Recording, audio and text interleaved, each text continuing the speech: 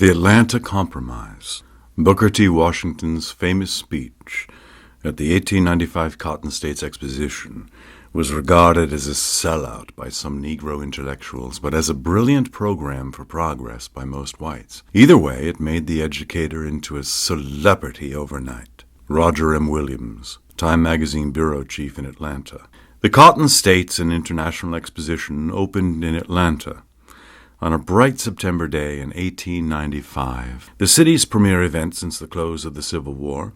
It attracted exhibits from around the world and visitors from around the nation.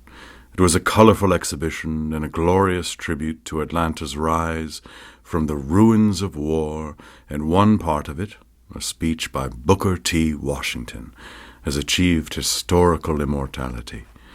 Washington's Cotton States Exposition speech, cheered loudly by both Negroes and whites, had a twin effect. It pushed Washington into the front rank of Negro leaders, and it made his prescription for Negro progress, hard work, patience, and trust in the whites, a guiding force for a time in American race relations. From the standpoints of popularity and influence, the speech was one of the greatest achievements of his career. Booker Taliaferro Washington, the principal of Tuskegee Normal and Industrial Institute, was born in 1856 on a large plantation in Franklin County, Virginia. His father, he admitted candidly, was a white man who lived nearby. His slave upbringing was typically impoverished. There was no floor in the one-room cabin. There were few clothes and little food and absolutely none of the amenities of life.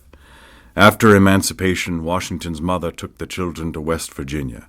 Life was better there, and somehow young Booker became, as he later put it, determined to secure an education at any cost. In 1872, he went to Hampton Institute, a leading Negro vocational school.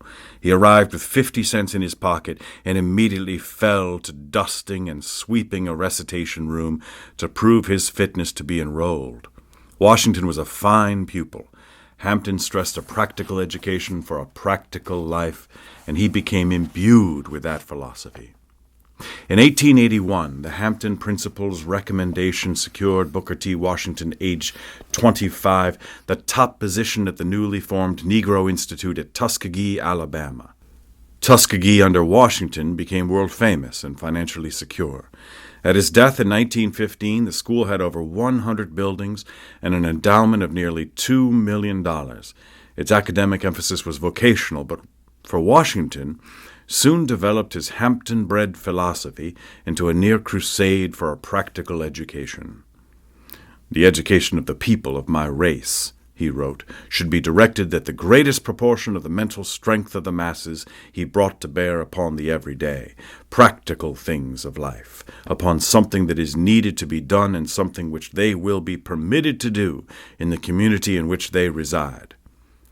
Washington says the Negro historian John Hope Franklin believed that the Southern white had to be convinced that education of Negroes was in the true interest of the South. He realized what a difficult job that was. The sentiment of the South's ruling race toward Negro education was expressed in the classic statement of Mississippi's James K. Vardaman: "Why squander money on his education when the only effect is to spoil a good field hand and make an insolent cook?" Washington ignored the tirades of Vardaman and his fellow racists. He stuck to the job of building Tuskegee and promoting the goals of diligence in work and accommodation to the white South. In the spring of 1895, Washington received a telegram from a group of prominent Atlantans asking that he help them secure federal funds for an exposition in their city. He accepted, made the trip to Washington at his own expense, and appeared before the House Committee on Appropriations. His speech was brief but forceful. The Atlanta Exposition represented the first great opportunity since the Civil War for the Negro to demonstrate his progress as a free member of society. Washington's plea was well received, and he stayed in Washington several extra days to help lobby for the project. A generous appropriations bill passed the committee unanimously. The exposition directors then decided to include a Negro exhibit. Their idea was not to glorify the Negro in his own right, but to demonstrate the strides he had made under the Southern social system. They thought also of having a Negro speaker on the opening program. It was feared that such a move might, in the words of the official Exposition history, encourage social equality and prove offensive to the white people, and in the end, unsatisfactory to the colored race. But the directors decided to invite a Negro speaker anyway. Washington was the natural choice.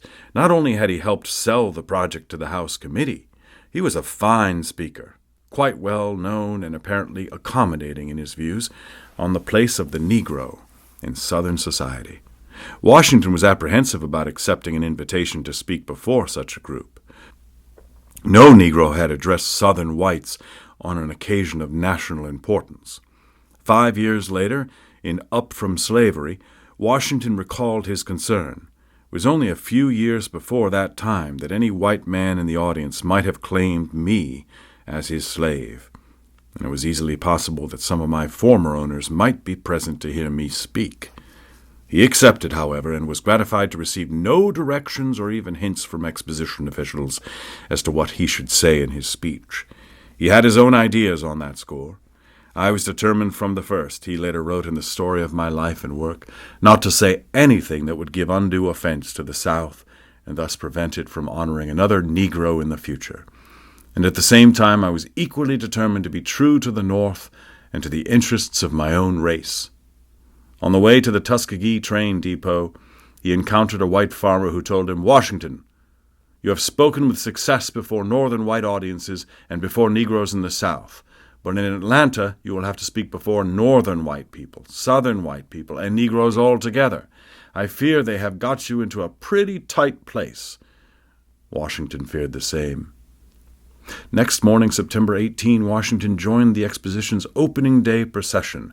Crowds in holiday attire jammed the sidewalks as military units and dignitaries paraded up Peachtree Street, past the flag-draped Capitol City Club, and on to Piedmont Park, site of the Exposition. It took 3 hours to reach the auditorium, and when he arrived, Washington felt as if I were about ready to collapse, and that my address was not going to be a success.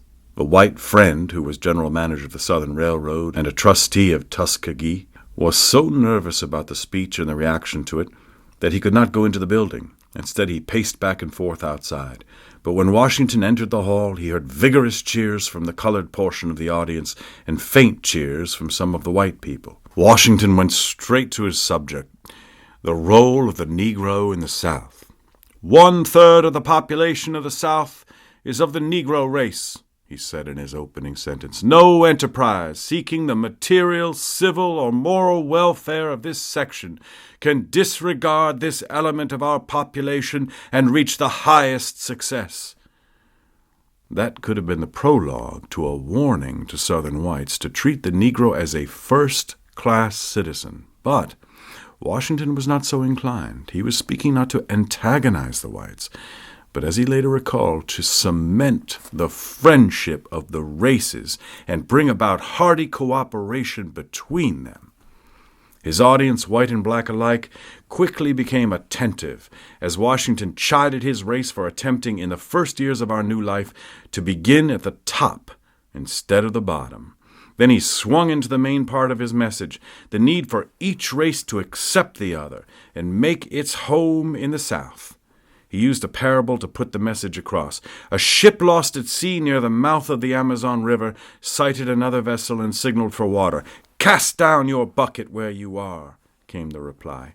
The ship in distress repeated the signal and got the same answer. So the captain cast down a bucket and pulled it up full of fresh, sweet water. To those of my race who depend on bettering their condition in a foreign land, or who underestimate the importance of cultivating friendly relations with the Southern white man, who is their next-door neighbor, I would say, cast down your bucket where you are. Cast it down in making friends in every manly way of the people, of all races, by whom we are surrounded.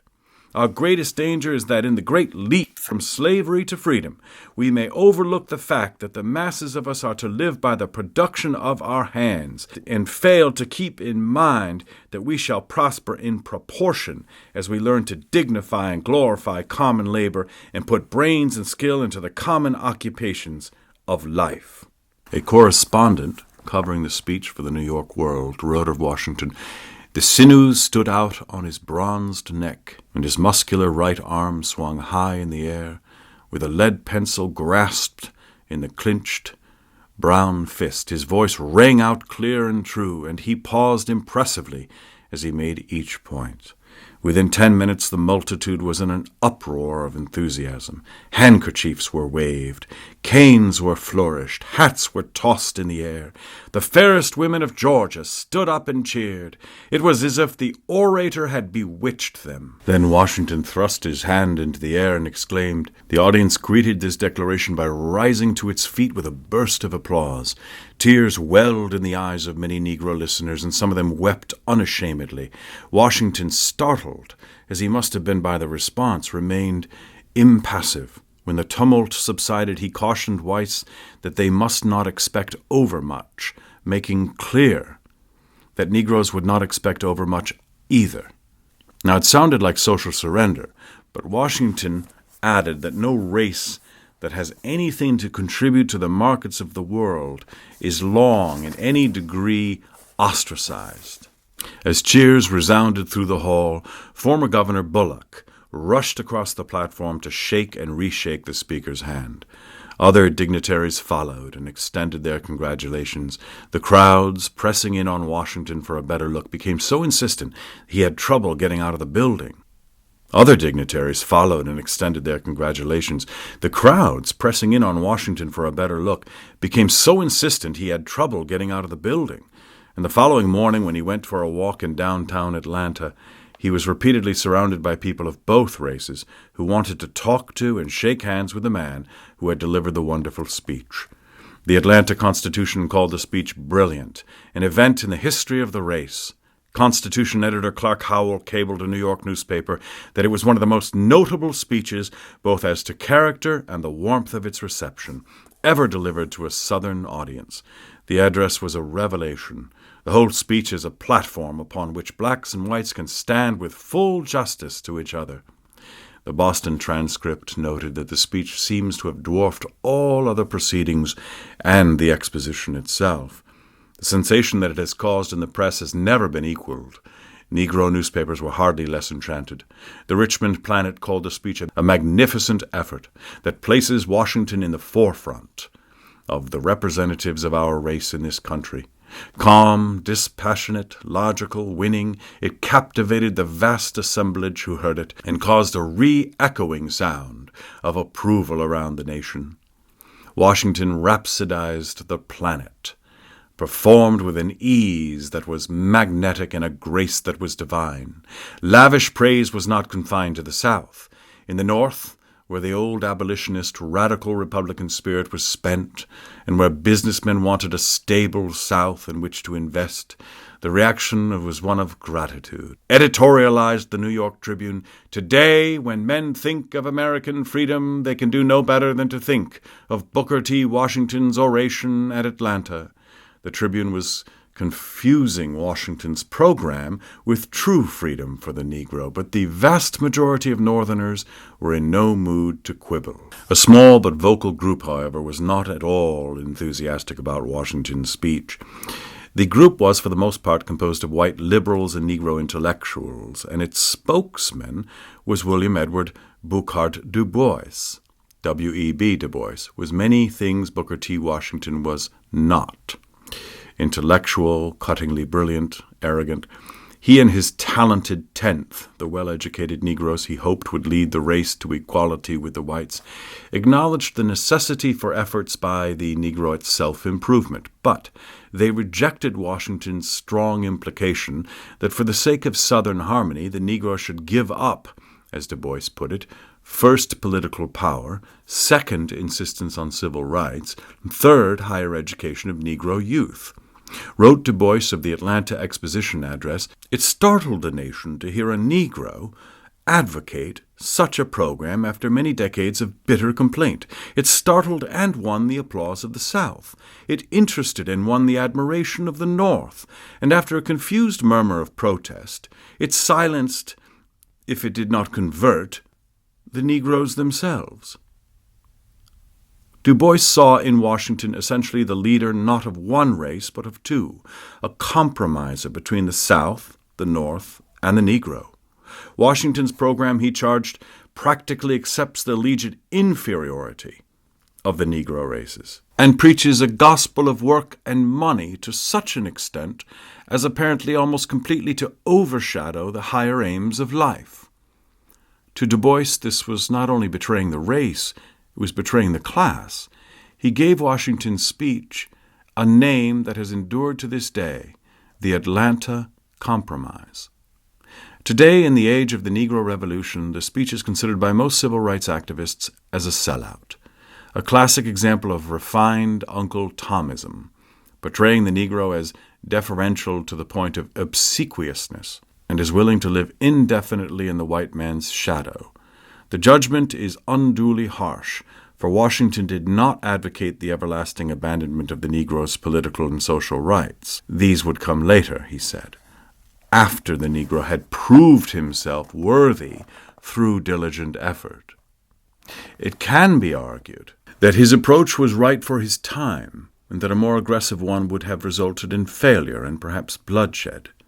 Yet it is certain that the Atlanta speech downplayed future gains for the sake of present accommodation and helped leave the initiative for Negro progress in the hands of Southern whites, who had their own restrictive ideas on how much progress there should be. In so doing, the speech severely dampened Negro efforts to achieve equality for the next half-century. It is tragically ironic that Booker T. Washington, a genuine American hero with the best of intentions, was the man responsible.